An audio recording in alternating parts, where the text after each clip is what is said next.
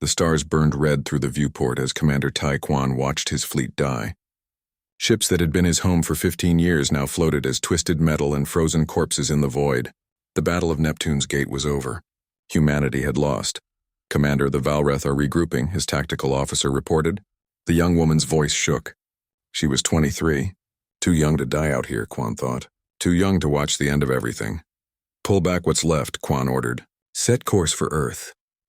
His first officer, a grizzled veteran named Bo, stared at the display screen. Sir, we only have 12 ships left. 12 out of 100. Quan said nothing. What could he say? That it would be okay? That they would survive? He had stopped lying to his crew months ago. The retreat was silent. No one spoke as they left their dead behind. The Valreth didn't even bother to chase them. Why would they? Earth was defenseless now. The alien empire had won. Back on Earth, Admiral Bora Choi stood in the command center beneath Seoul. The room buzzed with activity, but she could feel the fear. Her officers tried to hide it, but she had been a soldier for 30 years. She knew terror when she saw it. Admiral, incoming transmission from the Valreth fleet, her communications officer announced. Put it through. The screen flickered to life. A Valreth commander appeared, its 4 eyes blinking in sequence. The translator made its voice sound cold and mechanical. Humans of Earth, your fleets are destroyed. Your colonies are ours. You have 72 hours to surrender completely. If you refuse, we will burn your world until nothing lives. This is your only warning. The screen went dark. Bora looked at her officers. Some were crying. Others just stared at nothing. She straightened her uniform and spoke clearly. Begin evacuation of all civilian centers. Priority to children and medical facilities. Military personnel will prepare for final defensive positions. Admiral, one officer said quietly, where can they evacuate to? The Valreth control everything. Bora had no answer. She gave the orders anyway. What else could she do? Soldiers followed orders even when those orders were impossible. Across Earth, the news spread like fire. Humanity had 72 hours, 3 days until extinction. People reacted in different ways. Some rioted, some prayed, some just held their families close and waited. On Mars, in a hidden resistance bunker, a young fighter named Dae Sung listened to the broadcast. The Valreth had occupied Mars for 2 years. Dae had been fighting them every day, watching friends die in hopeless attacks against the alien soldiers.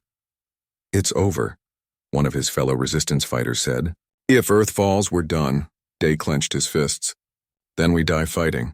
But even as he said it, he felt the emptiness of those words. They had been fighting for 2 years. It hadn't mattered. The Valreth were too strong, too advanced. Humanity's weapons were like toys compared to alien technology. Back on Earth, Commander Quan's damaged ship limped into Earth orbit. He looked down at the blue planet and felt something break inside him. This was home. This was where humanity had been born, where they had dreamed of reaching the stars. Now it would be their grave. His communication console beeped. A message from Admiral Choi. Orders for all remaining fleet commanders to report to Earth Defense Command. The meeting was short. 20 officers gathered in the underground bunker. Once there had been thousands of fleet commanders. Now these 20 were all that remained. Admiral Choi spoke without emotion. We have 72 hours. I won't lie to you. We cannot win. But we can make them pay for every inch of our world. We can show them that humanity doesn't surrender easily. Commander Quan raised his hand. Admiral, with respect, what's the point? They'll kill us all anyway. Why not evacuate who we can? Maybe some humans can survive somewhere in the galaxy. Bora shook her head. The Valreth will hunt down any survivors. They don't leave loose ends. This is a fight for extinction. Either they wipe us out or, she paused, or we find a way to survive. And I don't know how we do that. The room fell silent. Then Bora's communication officer burst in.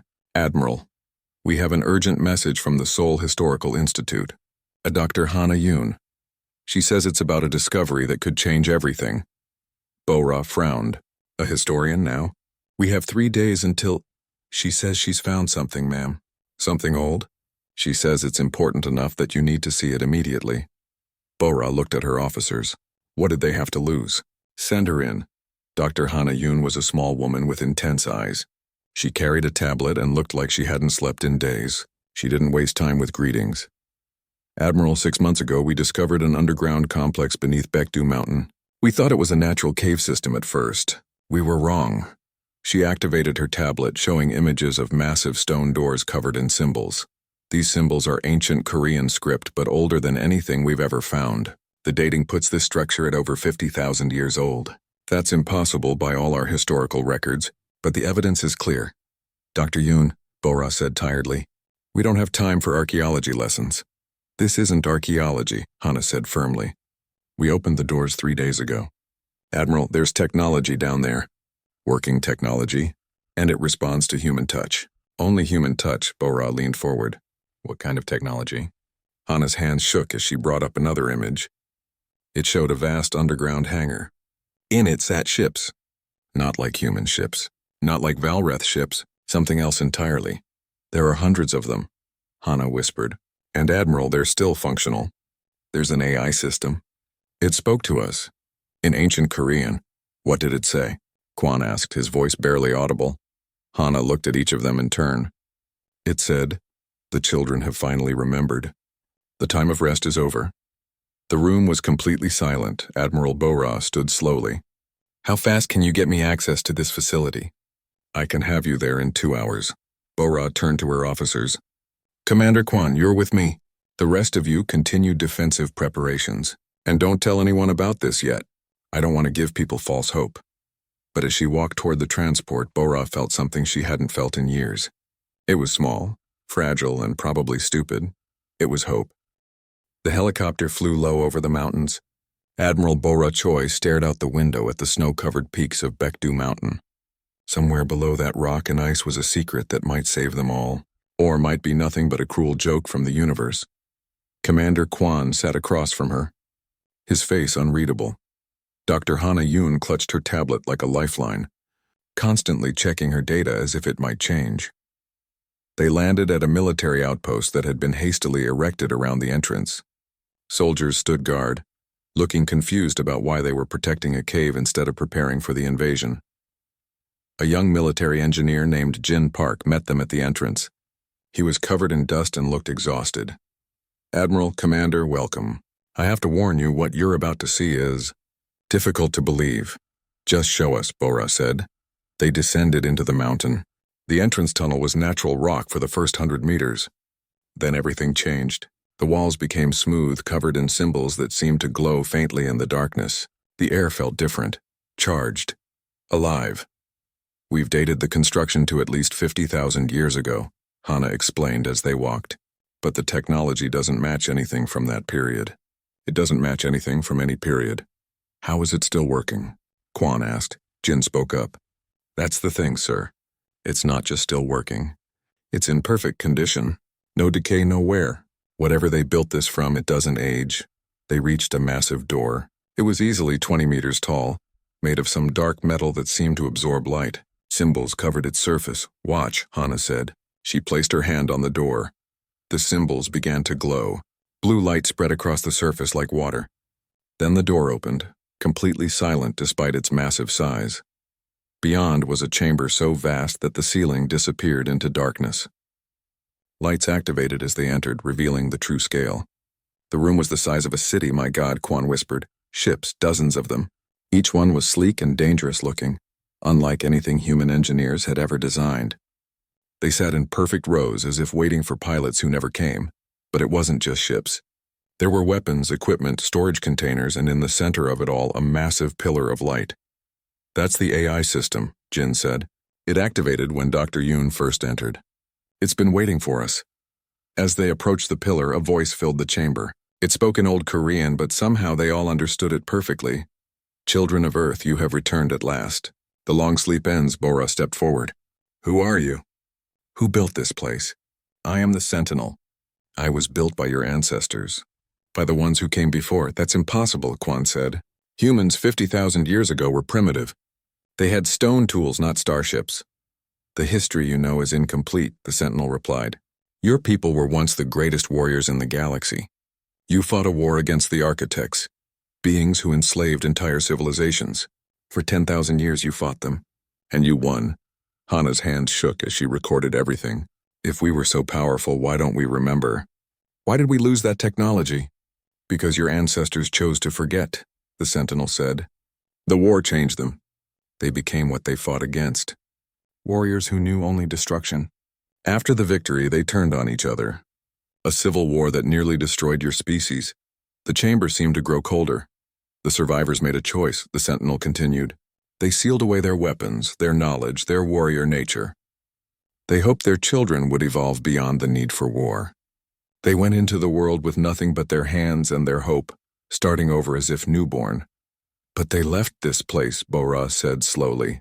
They left a way back. Yes, because they knew that evil never truly dies. They hoped their descendants would never need these weapons. But they left them just in case. I was built to wait, to watch. To wake when humanity faced extinction once more. Quan looked around at the ancient ships. Can we use these? Can they fight the Valreth? The ships are functional, the Sentinel confirmed. But ships alone will not be enough. The Valreth fleet outnumbers what you see here by 100 to 1. You need more than weapons. You need what your ancestors were. What do you mean? Bora asked. The Sentinel's light pulsed. There is a process. A way to transfer the knowledge, the skills, the combat instincts of the ancient warriors into new hosts. Your ancestors stored their memories, their battle experience, everything they learned in 10,000 years of war. This knowledge can be integrated with modern humans. Integrated how? Hana asked, though she looked like she already feared the answer. Neural integration. The process will write combat knowledge directly into your brain. You will gain reflexes you never trained for. Tactical understanding that takes lifetimes to learn. The ability to pilot these ships as if you were born to them.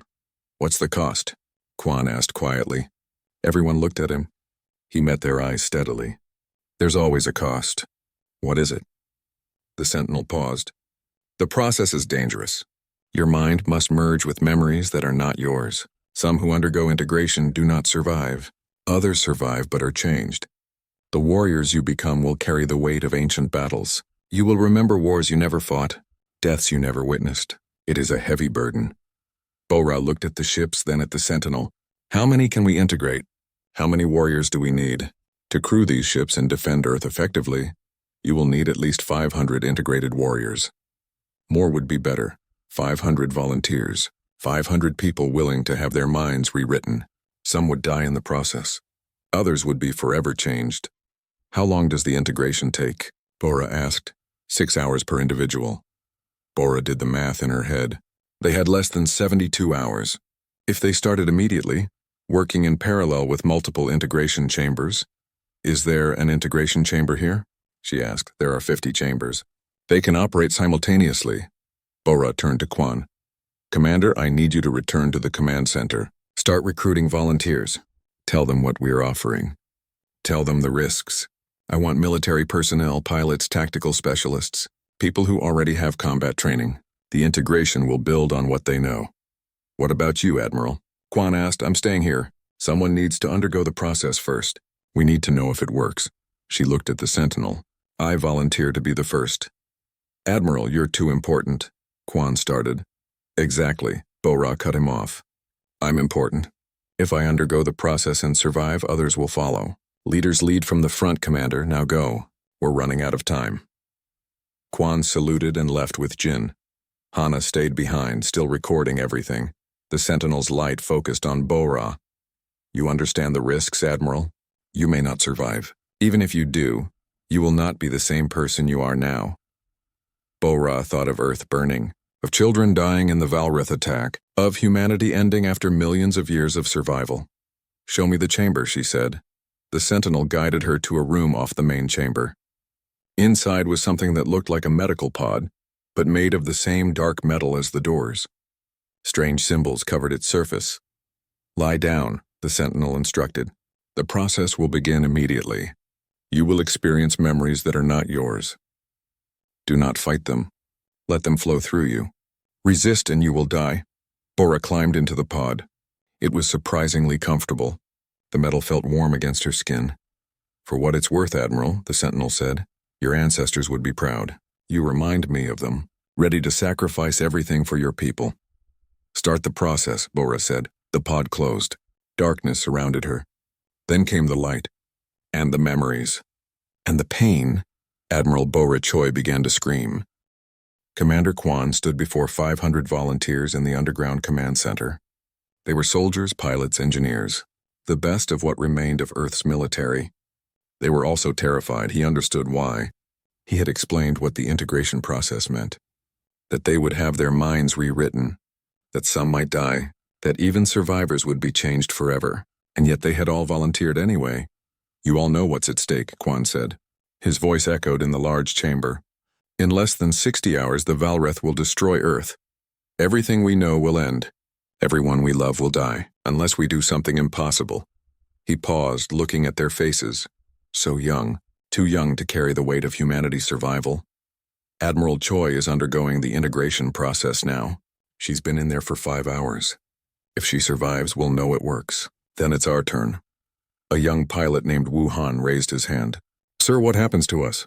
After the integration? Are we still ourselves? Quan had asked the Sentinel the same question. The answer hadn't been comforting.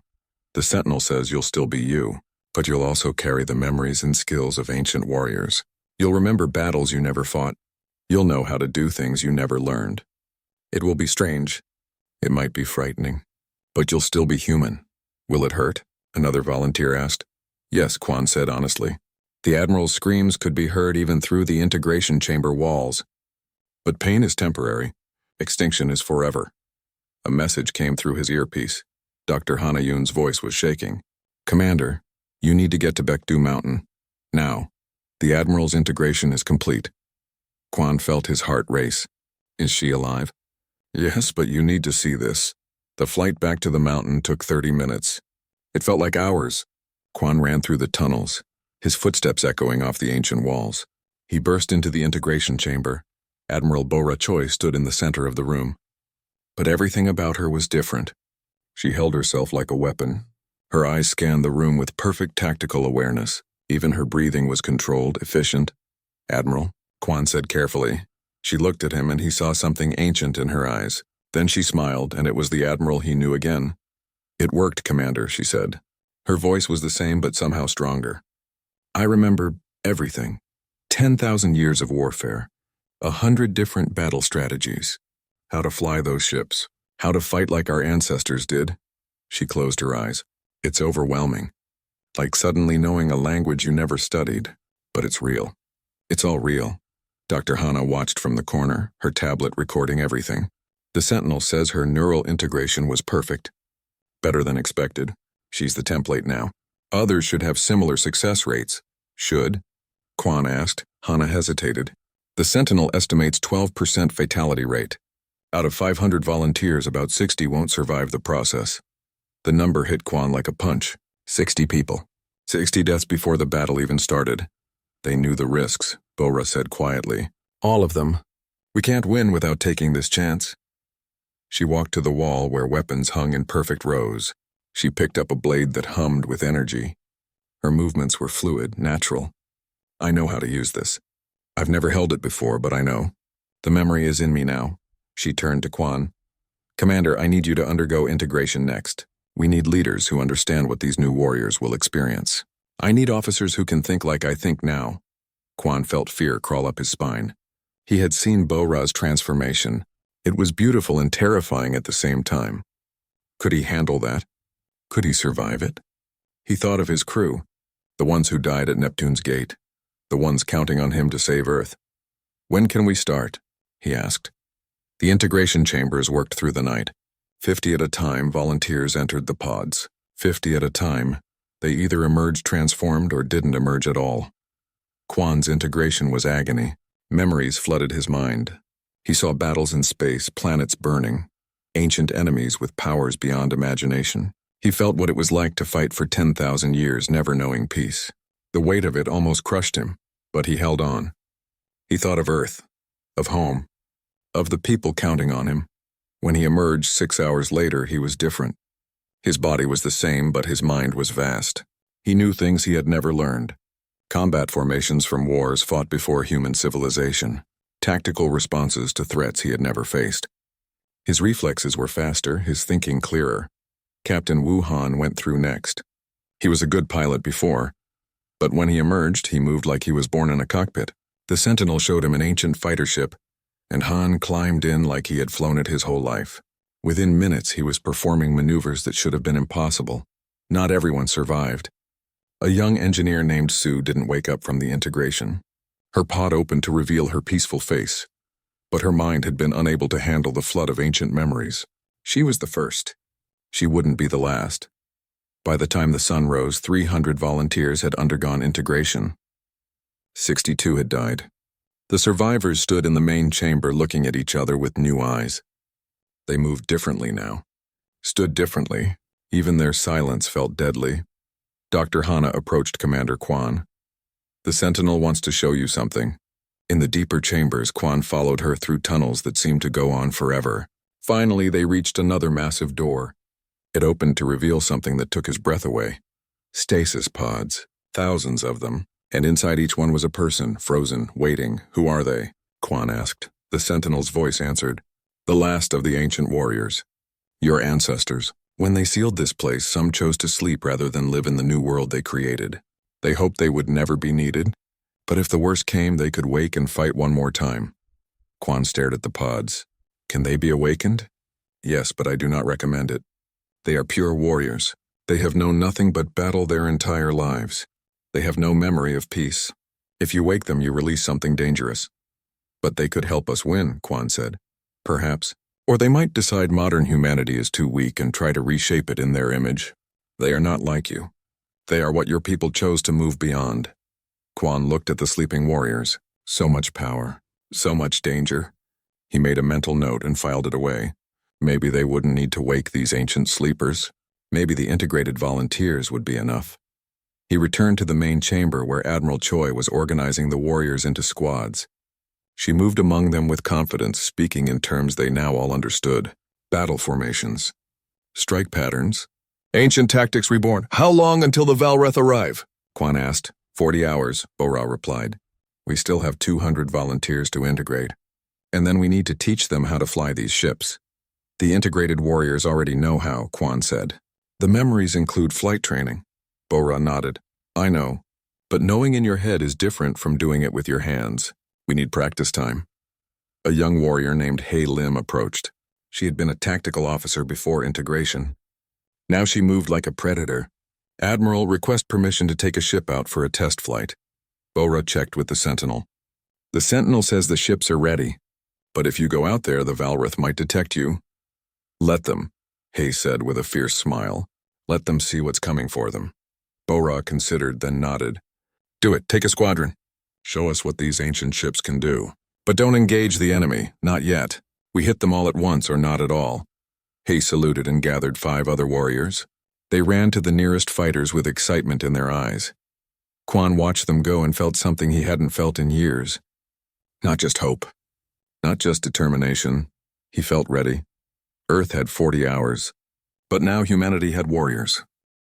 The deadline arrived with morning light. Across Earth, people looked up at the sky and waited for death to come from the stars. High above the planet, the Valreth fleet moved into position. 400 warships, each one capable of destroying cities with a single shot. High Commander Rathmore stood on the bridge of his flagship, looking down at the blue world below. They didn't surrender, his second officer observed. Humans are emotional creatures, Rathmore said. They cling to hope even when logic says there is none. It makes them weak. He turned to his weapons officer. Begin the bombardment. Start with their major cities. Make it quick. But before the weapons could fire, alarms screamed across the bridge. Commander, energy signatures, multiple contacts. Rising from the planet's surface, Rathmore looked at the display. Dozens of ships were emerging from Earth, climbing toward his fleet. He laughed. The last of their military? Pathetic. They can barely field 20 ships. Destroy them. Commander, the scanning officer said slowly. These aren't their military ships. The energy signatures don't match anything in our database. Power levels are. That can't be right. The human ships accelerated. They moved fast. Too fast. Valreth ships were the most advanced in the galaxy, but these vessels made them look slow. What are those things? Rathmore demanded. He got his answer when the battle began. Commander Quan sat in the cockpit of his ancient warship. The controls felt natural under his hands. like he had been flying this ship his whole life. Around him, 300 human vessels formed a perfect battle formation that hadn't been used in 50,000 years. "All units, this is Commander Quan," he said into the communication system. "Remember your training. Remember what you are. We are the children of warriors. Today, we remind the galaxy why our ancestors were feared." Admiral Bora's voice came through from the flagship. "First wave, execute Phoenix Rising." The human ships dove toward the Valreth fleet. The enemy opened fire, filling space with energy beams and missiles. But the human pilots moved like water, flowing around the attacks with impossible precision. The ancient knowledge in their minds told them where shots would be before they were fired. Captain Han led his squadron in a maneuver called the Broken Wing. His ships appeared to break formation and scatter in panic. The Valreth cruisers pursued, thinking they had easy prey. It was a trap. When the Valreth ships were spread out and disorganized, Han's squadron turned. They moved in perfect coordination, each pilot knowing exactly where the others would be. Their weapons fired, and 3 Valreth cruisers exploded in seconds. "Contact," Han reported. 3 enemy destroyers down. No casualties on our side." Across the battlefield, the same scene repeated. The human warriors used tactics the Valreth had never encountered. Ancient strategies designed to fight enemies far more powerful than these aliens. On his flagship, Rathmore watched in horror as his fleet was torn apart. "How are they doing this?" he demanded. "We have superior numbers, superior technology." His tactical officer's hands shook. "Commander, they're not fighting like modern humans. These tactics, they're ancient, professional, like they've been warriors for thousands of years." "Impossible. Humans are primitive. They discovered space travel only centuries ago." Another explosion rocked the fleet. 5 more Valreth ships gone. Halim flew her fighter with deadly precision. She felt the battle around her like it was part of her own body. Every enemy movement, every shot, every tactical choice. The ancient warrior memories in her mind showed her exactly what to do. She targeted a Valreth battleship, one of their biggest vessels. It should have been impossible for a small fighter to hurt it. But she knew the weak points. Places where armor was thinnest. Systems that were vulnerable. Her weapons fired. The battleship's shields flickered and died. She dove in close, firing at the exposed reactor. The ship exploded in a bloom of white light. "Battleship destroyed," she reported calmly. "Moving to next target." Admiral Bora coordinated the battle from her flagship. She saw the battlefield like a chess game, every piece visible in her mind. The integrated warriors had given her more than combat skills. They had given her the ability to think like a fleet commander with 10,000 years of experience. "Second wave, execute hammer and anvil," she ordered. Human ships divided into 2 groups. One group drove the Valreth fleet toward Earth. The other group waited on the far side, hidden behind the moon.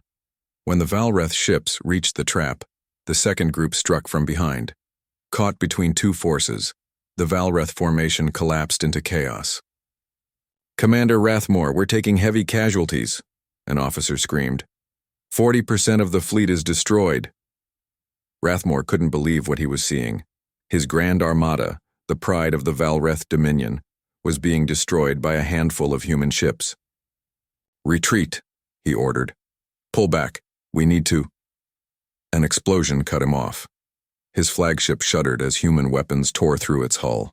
Alarms wailed. Fires broke out across the bridge. Hull breach on all decks.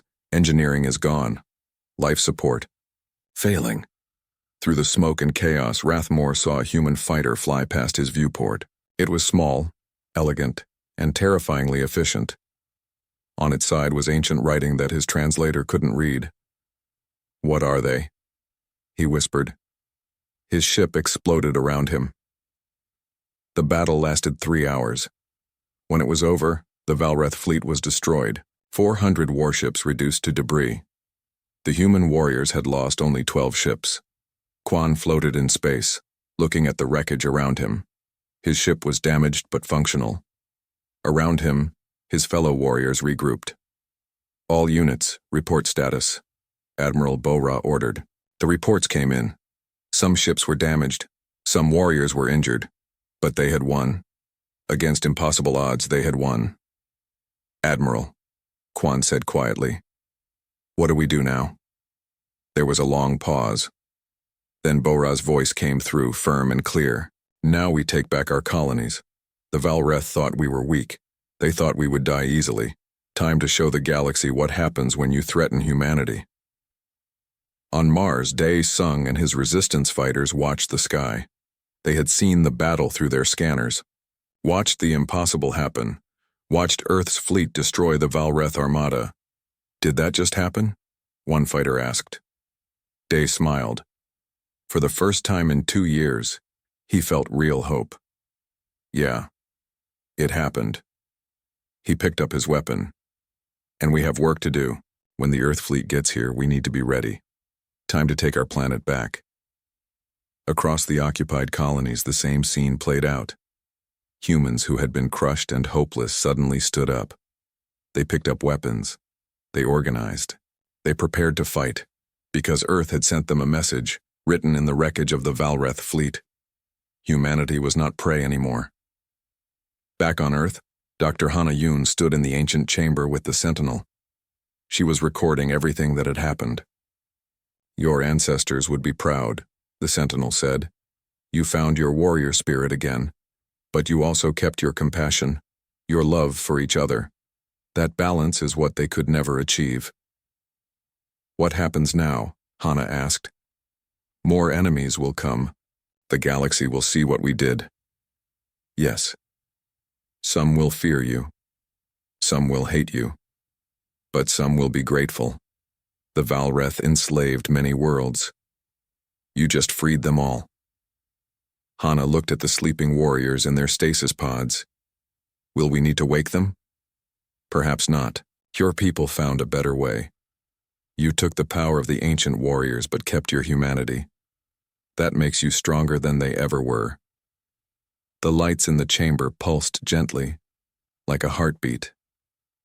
"The long sleep is ending," the Sentinel said. "Not just for these ships and weapons, for all of humanity.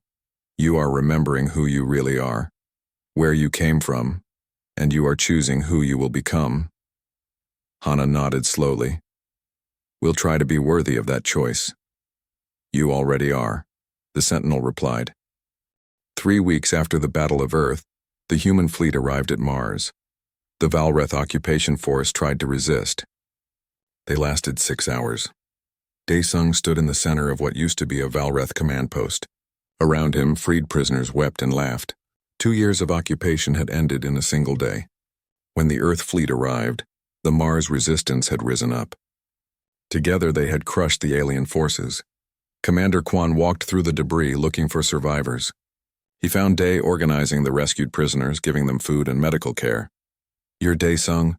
Quan asked. "Leader of the Mars resistance?" Day looked up at the warrior from Earth. He could see the difference immediately. This man moved like violence itself, controlled and precise. But his eyes were kind. "I am." "You're from Earth? One of the new warriors?" "Commander Quan, yes, I'm integrated." He looked at the people Day was helping. "You did good work here. Kept the resistance alive. That took courage," Day laughed bitterly. "Courage? We were just waiting to die. You're the ones who changed everything. What happened back on Earth? How did you beat them?" "We remembered who we used to be," Quan said simply. "Come on, Admiral Choi wants to meet you. We're organizing all the resistance leaders. We have a lot of planets to liberate." Over the next 3 months, the human fleet moved through the galaxy like a storm. Every Valreth garrison fell. Every occupied world was freed. The ancient ships and integrated warriors were unstoppable, but they didn't just fight. Everywhere they went, they helped. They brought medical supplies. They rebuilt infrastructure. They treated the freed aliens with respect and compassion. Admiral Bora stood on the bridge of her flagship, looking at reports from across the liberated territories. 50 worlds freed, hundreds of millions of people no longer living under Valreth tyranny. "Admiral," her communication officer said. "Incoming transmission. Multiple sources. Other alien civilizations want to talk." Bora smiled. She had been expecting this. "Put them through." The screen lit up with representatives from a dozen different species. Some looked afraid. Some looked hopeful. All of them were watching humanity carefully. One alien spoke first. It was a Talari diplomat from a civilization the Valreth had conquered decades ago. Humans of Earth. We watched your rise. We saw what you did to the Valreth. Some of us remember the ancient stories. Tales of a warrior species that fought the architects. We thought they were myths. Were those stories about you? Bora looked at the assembled aliens. Yes, our ancestors were warriors. They fought to free the galaxy once before. Then they chose peace. They sealed away their power, hoping their children would never need it. She paused. They were wrong. We did need it. But we didn't just wake up the warriors. We kept our humanity too. Another alien spoke, one that looked like a mass of floating tentacles. What do you want from the galaxy now? Will you become the new empire? The new conquerors? No, Bora said firmly. We learned from our ancestors' mistakes. Power without wisdom leads to destruction. We will help any world that asks for help. We will fight any tyrant that threatens peace. But we will not rule. We will not conquer. We will be guardians, not masters. Words are easy, a third alien said. How do we know you mean them? Because we've already proven it, Bora replied. Every world we liberated, we left free. We didn't install governments. We didn't demand tribute. We helped them rebuild, and then we left. Actions speak louder than words. There was silence. Then the Talari diplomat spoke again. We would like to propose a new alliance. The Free Worlds Coalition, member worlds that agree to defend each other against aggression, with humanity as the guardians. Not rulers, partners, Bora smiled.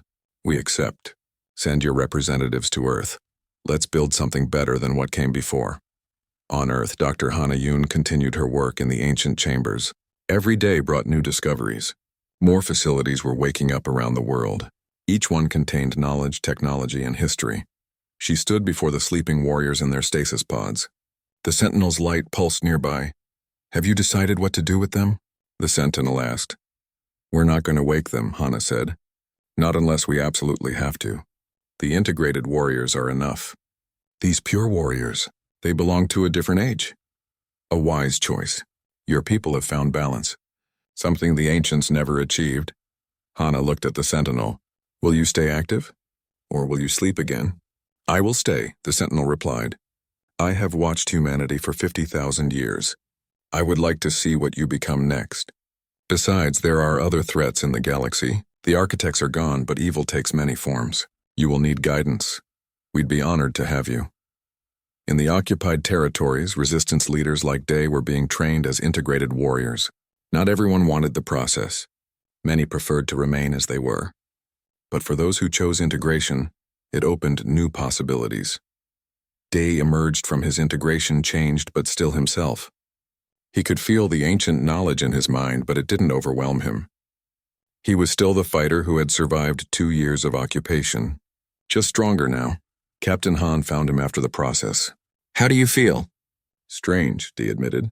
I know things I never learned, but I'm still me. Is it always like this? It gets easier, Han said. You learn to separate your memories from the ancient ones, but they're always there when you need them, like having the greatest teachers in history living in your head. Across the galaxy, a new message spread. The humans had returned, not as conquerors, but as liberators. The ancient warriors had awakened, but they had learned compassion. They were different from the legends. Better. Some species welcomed them. Others feared them. But all respected them. In the Valreth homeworld, the survivors of the destroyed fleet told their story. Many didn't believe at first. How could primitive humans destroy the Grand Armada? But the evidence was undeniable. The Valreth Empire began to collapse. Without their military might, their conquered territories rebelled. Within months, the dominion that had ruled for centuries was gone. Back on Earth, Admiral Bora and Commander Quan stood before the memorial wall. It listed the names of every warrior who had died in the war. Thousands of names. Too many, we won, Quan said quietly. But the cost was worth it, Bora finished. Every person on Earth is alive because of them. Every freed slave across the galaxy owes them a debt. They didn't die for nothing. Quan touched a name on the wall. Sue, the young engineer who hadn't survived integration. She had been brave. They all had been. What do we do now? He asked. We have power. We have technology. We could reshape the galaxy. Bora shook her head. We do what our ancestors should have done. We use our strength to protect the weak. We use our knowledge to help others grow. We remember both the warrior and the peacemaker. Both are part of who we are. She looked up at the stars visible through the memorial dome. Our ancestors fought for 10,000 years. Then they fought each other for 1,000 more. They forgot how to be anything but warriors. We won't make that mistake. We'll be warriors when we need to be, but we'll also be teachers, healers, builders, complete humans, Quan nodded slowly. The Sentinel said we found balance, something the ancients never achieved. Because we had to lose everything to remember what matters, Bora said. Hope faded. We faced extinction, and in that darkness we found not just our strength but our purpose. We're not just the children of warriors, we're the children of dreamers too. People who hoped for a better future even when it seemed impossible. A ship launched from Earth heading out to the stars, then another, and another. Human ships, both ancient and modern, spreading across the galaxy, not to conquer, to explore, to help, to be what humanity had always been meant to be. In the ancient chamber, the Sentinel watched through its sensors. It saw the ships leaving, saw humanity spreading across the stars again. But this time was different. This time they weren't just warriors. Well done, the Sentinel said to the empty chamber. You finally learned the lesson. Power without purpose is destruction, but power with compassion is salvation. The lights in the chamber pulsed gently, content. The long sleep was over.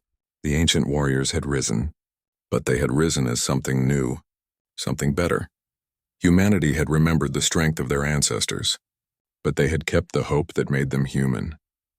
They had found the balance between warrior and peacemaker, between strength and mercy, and in doing so, they had become what their ancestors had always hoped for but never achieved. They had become worthy of their inheritance. The galaxy would never be the same. The humans had returned, not as the conquerors of legend, but as guardians, protectors, friends.